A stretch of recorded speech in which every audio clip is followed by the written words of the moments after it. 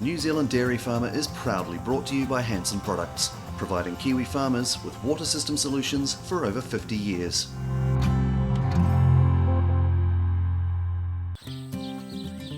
This week, New Zealand Dairy Farmer is heading to the Hauraki Plains to talk share milking with two farmers at different stages of their career.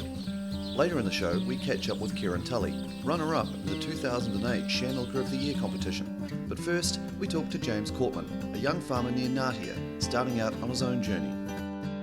What was the attraction of dairy farming to you, James? I guess I grew up on a dairy farm. My parents have got a small dairy farm down Otahonga, 60 hectares, so I started out, it was sort of more just an interest in livestock, growing up and that type of thing. And as I got to the end of my schooling, I sort of thought, I wasn't 100% sure, like that's all I'd sort of really known. So I did a couple of other things and then sort of decided that I sort of did want to get into farming. So I went to uni down at Lincoln, and that was really good. It helped me sort of develop the business skills that you need for farming these days, and sort of just gone from there really. That's been the thing, and just always tried to work with good people just to help my progression and build good relationships. So. Did you work on farms down in the South Island or come back up north as soon as you finished your studies?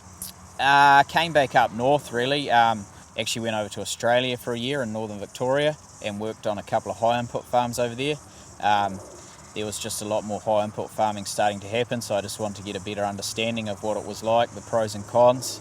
And then I sort of did that for a year and came back here. And have sort of pretty much been working for the Townsend family for 4 years now. And you learned a lot from that. Did you bring any of those skills and techniques back, or any feeling that you might want to get more into the high input side of dairying? Like I did learn a lot of skills and techniques around just, you pick up a lot of stuff around balancing, like a sort of a TMR type diet, a lot of it, and so you learn a lot of stuff around that. And there's some sort of quite big challenges around water use efficiency, and a lot of it's driving feeds that actually are water efficient, so you actually do learn some different skills. But I guess what I picked up on was sort of partway through was that sort of when the credit crisis hit and the payout dropped, and just the volatility of those systems to low payouts, and so I sort of wasn't really that keen on it. There's a lot of machinery tied up on it, and I'm not a huge fan of machinery and rust, so I sort of thought it wasn't really what I wanted to do. And when you came back to New Zealand, did you come back to Ngatea or somewhere else in the country? I sort of had the ambition that I wanted to go work in South America for a year and maybe do a bit of other travel, and I sort of had a contact that knew Mark, and I got hold of him. And he sort of said, well, you know, I'd rather you'd sort of proven yourself a bit before we sent you over there. It's quite a long way to go, and we wouldn't want things to not work out well. So I took a job on a farm out at Paddy Tonga, and so I worked there for a year, and then I got the opportunity to go and work over in Chile for 9 months. So that must have been an exciting and pretty different experience from dairying here.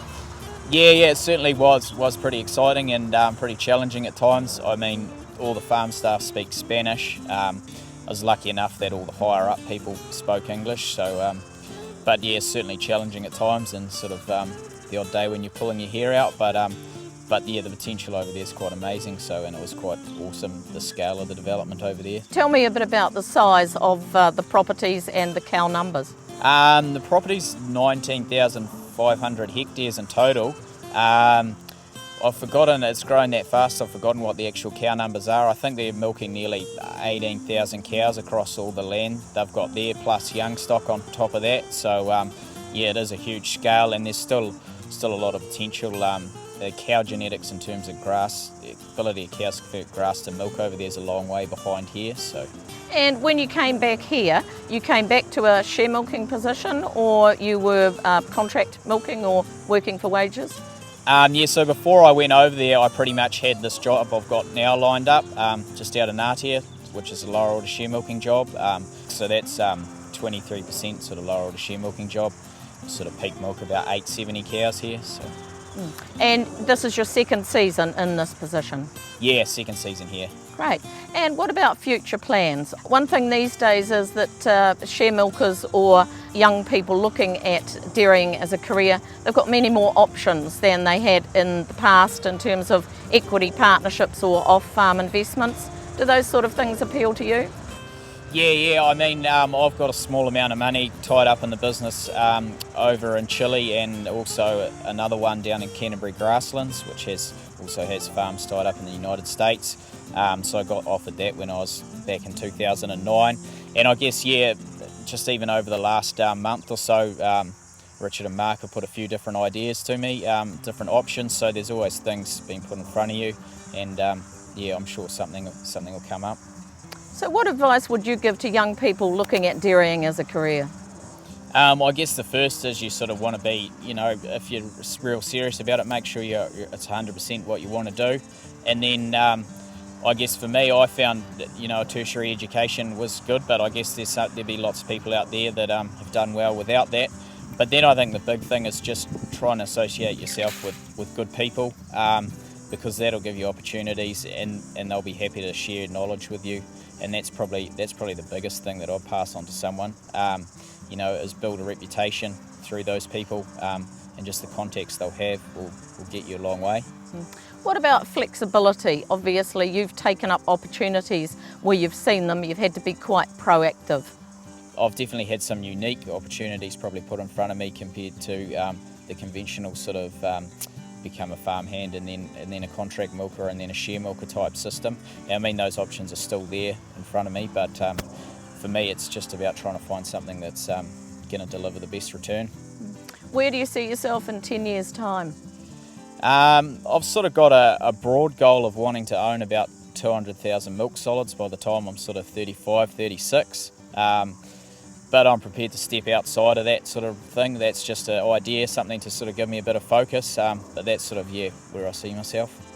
After the break, we talk with Karen Tully about the ups and downs of share milking and get some advice for people thinking of exploring it as an option in the future.